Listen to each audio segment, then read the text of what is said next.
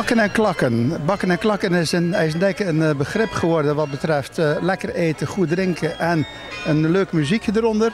Ik sta hier met Odile, Heidi en Petra. 3 ondernemers uit de streek, maar geen bakkers. Tieke tosti, wat slaat dat op? Tieke tosti, ja, het woord zegt het al, hè, toch? Of de woorden. Ja, is een dikke. Ja, tieke is een dikke. Tieke is IJsendijk, dat is bekend. Ja, precies. Maar hoe komt iemand die in de PR zit aan een tosti? Nou, ik denk een beetje het ondernemerschap wat we al 3 hebben en straks nog een 4e ondernemer erbij. Maar ja, we hebben hier ook al vaak rondgelopen en nou ja, toch ook wel een beetje het idee van, nou, er is geen tosti.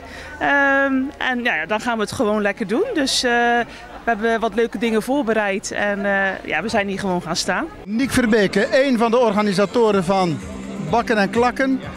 Hoeveelste versie is het ondertussen, Niek? Ja, we waren er niet helemaal over uit net. We hebben het er net over gehad. Het is een paar keer niet door kunnen gaan omdat de straat hier opgebroken lag.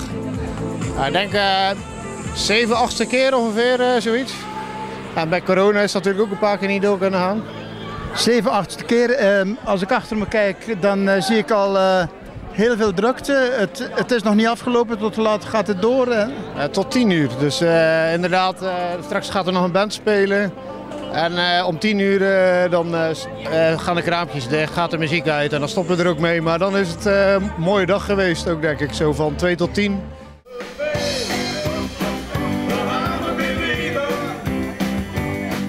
Ik sta hier bij Zoetjes en Zo en ik zie daar een prachtig product staan. Bubbelwafels.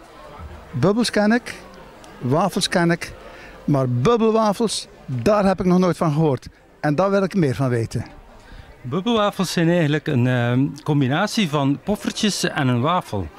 Die we garneren met slagroom en allerhande smaken, aardbeien, karamel, Oreo's, speculoos enzovoort. Enzovoort, enzovoort. Dus hier moet je echt zijn voor de zoetigheid. Maar de bubbels slaat dus niet op een glaasje bubbels. Nee, inderdaad. Geen glaasjes hier. Enkel zoetigheid. À volonté. Ik ken met het publiek al, hè?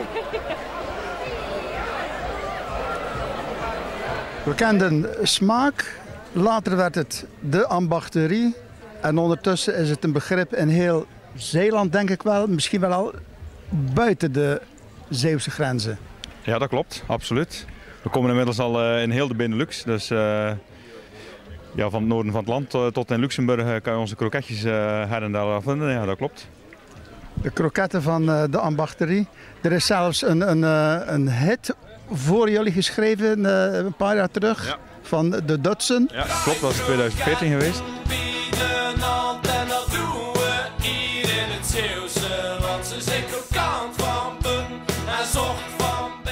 Toen was het allemaal nog kleinschalig en deden we eigenlijk alles nog met de hand.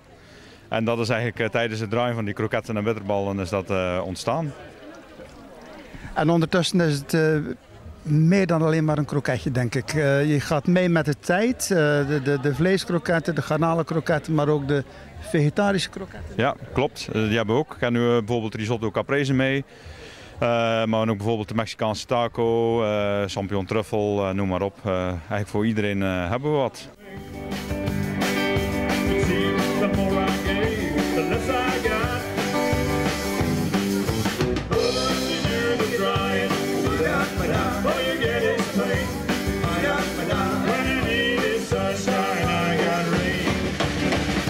Ik sta hier in het kraam van Karen en Robert. Robert ken ik al langer. Robert, hoe kom je nou van de elektriciteit in de satés terecht? Na de corona heeft ze die weggedaan. En ik miste dat eigenlijk wel een beetje. Dus zo in de weekenden vind ik het heel leuk om nog een beetje bij te hobbyen. Een beetje bijhobbyen, maar het ziet er allemaal wel heel professioneel uit. Ja, dat is zeker. Ik doe het natuurlijk professioneel met Zeeuwse evenementen. Dus samen zijn we een goede combinatie, denk ik. Om lekker eten te maken. En jullie specialiteit is Thais? Vandaag is het Thais. Vorig jaar hebben we hier Spaans gedaan, dus dat kan je variëren. Okay.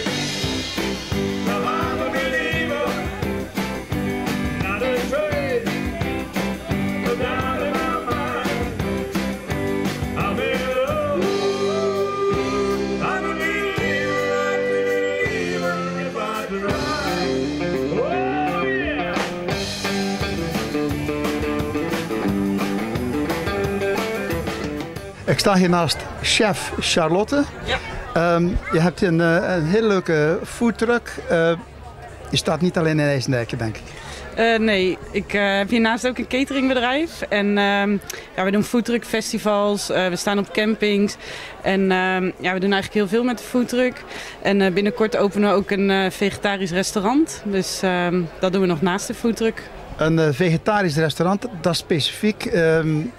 Ik las kort geleden een artikel dat vegetarische restaurants ook wel eens vlees gaan klaarmaken. En dat er steeds meer vleesrestaurants zijn en visrestaurants die een goede vegetarische kaart hebben. Maar jullie gaan specifiek op de vegetarische tour. Ja, dus het wordt 100% vegetarisch.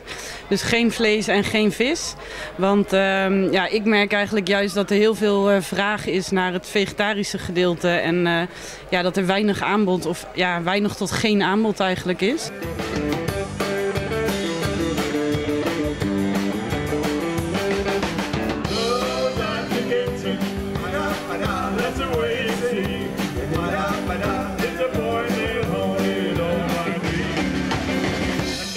Ik sta hier naast Johnny, drummer van That's It. Maar Johnny, volgens mij zal de oudere kijker van Omroep Zeeuws-Vlaanderen de band herkennen van vroeger, onder een andere naam. Ja, dat klopt. Wij waren vroeger het Scheldekwartet. Een band voor bruiloften, feesten en partijen. Wij zijn opgestart in 1979, dus we zijn al een tijdje aan de gang. En in het jaar 2000 zijn we overgestapt in een andere bezetting en hebben we het even een jaartje rustig aangedaan.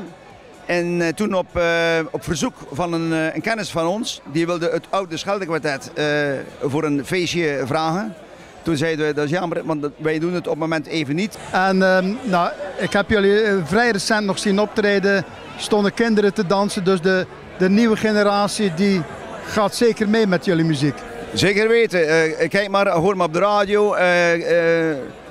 De oude muziek uit de jaren 60, 70, die vergaat niet. Dat is goede muziek met een goede basis. Die blijft altijd herkenbaar.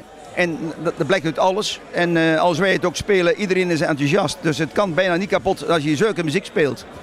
Maar ik begreep dat er wel al wat opvolging ingewerkt wordt. Ja, ik heb een kleinzoon uit Breskens en die gaf ik dan drumles. En die jongen die heeft er heel veel plezier en gevoel voor. En die valt af en toe eens voor ons in. Een nummertje om mee te spelen. Vindt hij hartstikke leuk. Siem van Waas. En die is er wel klaar voor om eventueel voor mij over te nemen, denk ik.